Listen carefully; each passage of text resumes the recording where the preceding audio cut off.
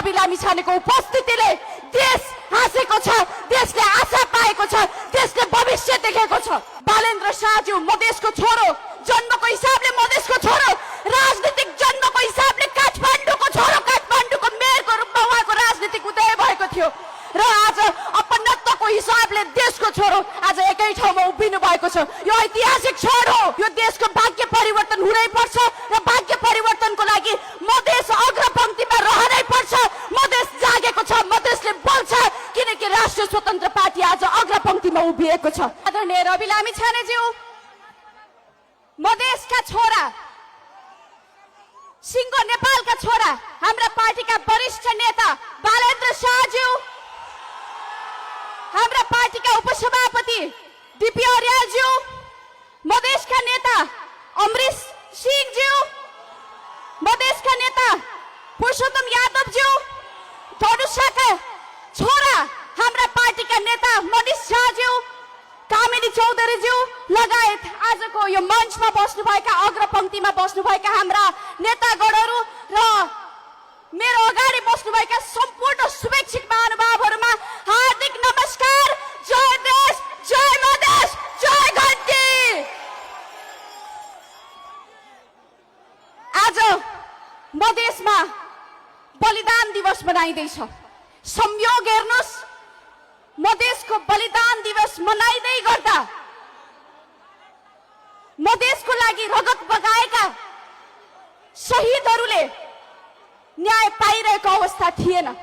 तर आज संयोग हेर्नुहोस्, आजकै दिन मधेसमा बलिदान दिवस हामीले मनाइरहँदा आज हाम्रा पार्टीका सभापति रवि लामिछाने, जो आजभन्दा करिब 10-15 वर्ष अगाडि एउटा क्यामेराको सहारा लिएर मधेसका फाँटहरूमा, हिमालका पहाडहरूमा, पहाडका टाकुराहरूमा गएर आम नेपालीका समस्यालाई क्यामेराको माध्यमद्वारा सरकारले नदेखेका समस्याहरूलाई उजागर गर्दै हुनुहुन्थ्यो, लोकतन्त्र स्थापित गर्नको लागि लड्दै हुनुहुन्थ्यो।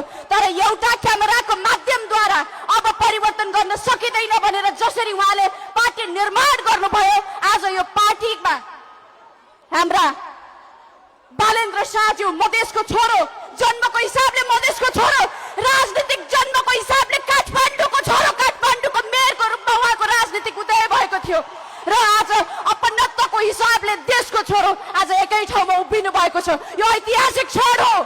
आज यो मञ्चमा उभिँदै गर्दाखेरि म राष्ट्रिय स्वतन्त्र पार्टी पूर्ण भएको महसुस गरिरहेको छु। आज यो सभामा उभिएर म राष्ट्रगान गाउँदै गर्दा बल्ल मैले मेरो देश पूर्ण भएको महसुस गरेको छु, किनकि आज बालेन्द्र शाह र रवि लामिछानेको उपस्थितिले देश हाँसेको छ, देशले आशा पाएको छ, देशले भविष्य देखेको छ। आदरणीय आम महानुभावहरू, म धेरै कुरा राख्न चाहन्न। यहाँहरूलाई थाहा छ, देशव्यापी रूपमा हामी परिवर्तनको उद्घोष लिएर देशव्यापी रूपमा हिँडिरहेका छौँ। मधेसमा हामी तपाईँहरूसँग विशेष गरी आग्रह गर्न चाहन्छौँ, यस पटक नेपालको जनसङ्ख्याको सबैभन्दा ठुलो हिस्सा बोकेको ओगटेको ठाउँ हो मधेस। इतिहास बोकेको, सभ्यता बोकेको ठाउँ हो मधेस। सीतामाईको ठाउँ हो मधेस। सिमरौनगढको इतिहास बोकेको ठाउँ हो मधेस। आज यो उद्घोष सभाबाट मधेसले बाचा गर्नै पर्छ। यो देशको भाग्य परिवर्तन हुनै पर्छ र भाग्य परिवर्तनको लागि मधेस अग्रपंक्तिमा रहनै पर्छ। मधेस जागेको छ, मधेसले बोल्छ, किनकि राष्ट्रिय स्वतन्त्र पार्टी आज अग्रपंक्तिमा उभिएको छ। आजको यो उद्घोष सभाबाट यो उपस्थितिले म स्पष्ट भइसकेको छु, यो देश अबको आउने निर्वाचनबाट बालेन्द्र शाहज्यूलाई प्रधानमन्त्रीको रूपमा देख्नको लागि तयार भएको छ। मधेसले यो देशको परिवर्तनको लागि धेरैचोटि त्याग गर्यो, आफ्नो बलिदान दियो, तर न्याय पाएको थिएन। तर राष्ट्रिय स्वतन्त्र पार्टीले एक थोपा रगत पनि नबगाइकन मधेसको छोरालाई आज प्रधानमन्त्रीको रूपमा सबैको माझ प्रस्तुत गरिरहेको छ। यो ऐतिहासिक कदमको लागि, यो देशको भाग्य परिवर्तनको लागि एकजुट भएर अगाडि बढ्नुको विकल्प छैन। एक शब्द नबोलिकन पनि परिवर्तन सम्भव छ भनेर राजनीतिक उदय भएको काठमाडौँमा उहाँले गरेर देखाइसक्नु भएको छ। अब रवि लामिछाने जो आम नेपालीका आशा र भरोसा हुन् र बालेन्द्र शाह जसले परिवर्तन गर्न सकिन्छ भन्ने कुरा एकदम युवा उमेरमा पुष्टि गरिसक्नु भएको छ। उहाँको साथमा यहाँ नेतृत्व गणहरू देख्न सक्नुहुन्छ। यो अनिवार्यहरूले नेपालको भविष्य लेख्नेछन् र त्यसको लागि मधेस तयार हुनुपर्छ।